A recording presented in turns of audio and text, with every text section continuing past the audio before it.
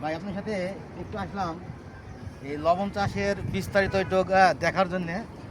তো কিভাবে লবণ চাষ করেন এটা একটু শোনার জন্যে। এটা দিয়ে এটা কি কাঠ নাকি এটা? কাঠ। এটা কাঠ। আচ্ছা আচ্ছা। এটা দিয়ে ডলার পর তারপর কি করবেন? তারপর গিয়ে নেবো পানি নেবো এখানে।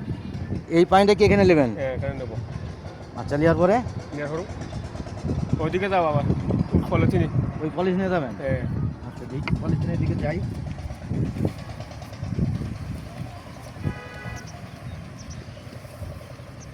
পলিথিনে ওই পানিটা এখানে আসার পরে একদিন থাকবে এখানে। এখানে একদিন থাকবে?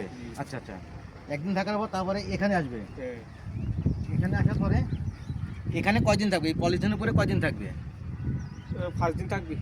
5 দিন থাকবে। হ্যাঁ। আচ্ছা, 5 দিন থাকার পর তারপরে কি লবণ আস্তে আস্তে জমে যাবে? যাওয়া যাবে। এবার এটা তো অন্য ছিল চরে গেলে এক জায়গাতে টিল টিল দেন হ্যাঁ। নাকি? জি।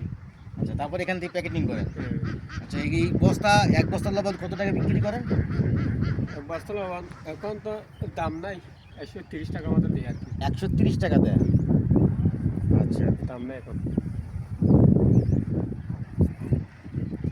তো বন্ধুরা, এখানে আসলাম যে লবণ চাষের বিষয়টা, তো আমার কাছে সবচেয়ে একটা জিনিস কষ্ট লাগলো, সেটা হচ্ছে এত পরিশ্রম করছে তারা, কিন্তু তারা আসলে ন্যায্য মূল্য পাচ্ছে না। এক বস্তা লবণের দাম বিক্রি হচ্ছে 130 টাকা। আমরা কিন্তু 1 কেজি লবণ কিনি খাই 25 টাকা 30 টাকা, আর এখানে এক বস্তা লবণ 120 টাকা বিক্রি করে। কত পরিশ্রম করে, আমার কাছে খুবই কষ্ট লাগলো। বিষয়টা আপনারা একটু দেখবেন, চিন্তা ভাবনা করবেন।